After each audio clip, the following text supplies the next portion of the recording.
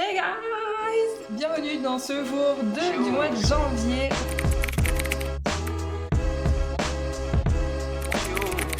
Raconte tout ce que j'ai prévu aujourd'hui, ce que j'ai fait aussi hier, parce que j'ai vu que la vidéo a été déjà beaucoup trop longue, je n'ai pas pu expliquer ce que j'ai mis en place hier.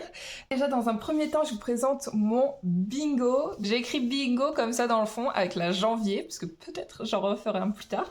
Et après, donc j'ai divisé en plusieurs catégories, j'ai mis des petites couleurs avec les petits titres que j'aimerais améliorer. Donc on a santé, vitalité, communauté, argent, finance, travail et carrière, amis et famille, fun et loisirs, voilà, tout ce genre de choses. Et après, j'ai mis des petites actions à faire tous les jours. Donc, on va pouvoir cocher déjà plusieurs cases aujourd'hui. En premier temps, donc hier 1er janvier, je compte la case rencontrer de nouvelles personnes, vu que j'ai fait nouvel an chez des personnes que je connaissais pas. En fait, j'avais déjà vu une personne et je connaissais une autre personne. Et sinon, tout le reste, on est à peu près une trentaine.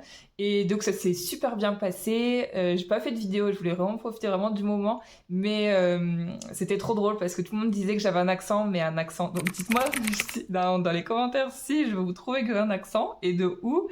Parce qu'on m'a dit Québec, Normandie, Alsace. Marseille, le sud, la Vendée.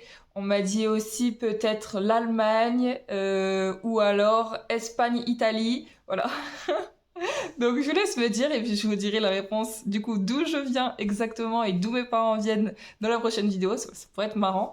En plus on a dansé, on a parlé, tout, c'était trop bien. Donc je ne sais pas si je les reverrai, mais c'était toujours sympa de rencontrer de nouvelles personnes.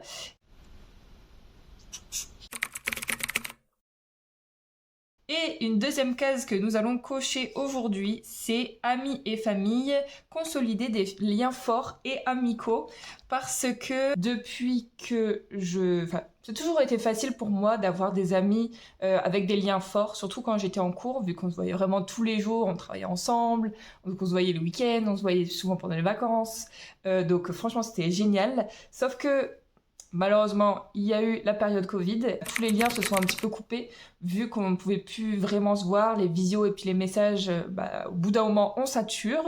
Et ensuite, je suis partie très vite à la fin de mes études en Allemagne en VIE pendant 1 an. Et je bougeais vraiment un peu partout, donc finalement, je passais pas énormément de temps ici à Lille, là où je connaissais un petit peu plus de monde.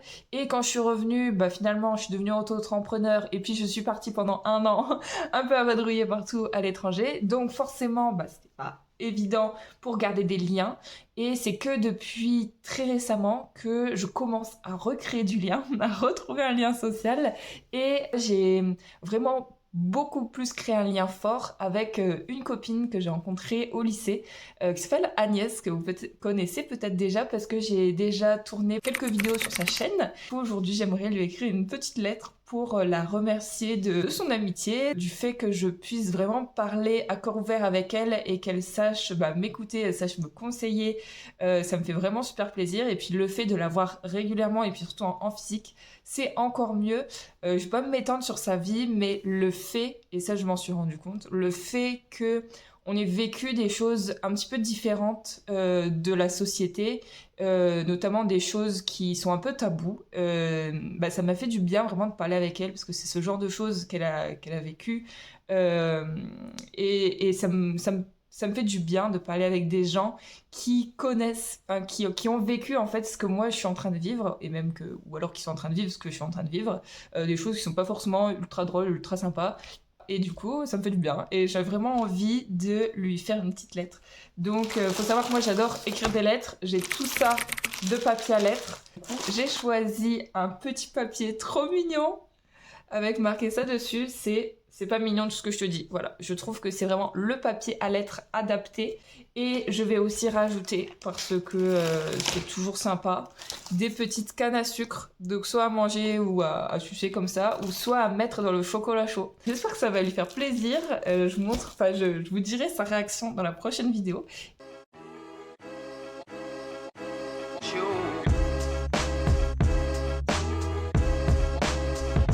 Ça y est, donc j'ai fait ma petite lettre, je suis super contente. J'ai pas su exactement exprimer tout ce que je voulais raconter, mais vu que c'est un cadeau personnalisé, je pense que c'est encore plus intéressant qu'un cadeau concret.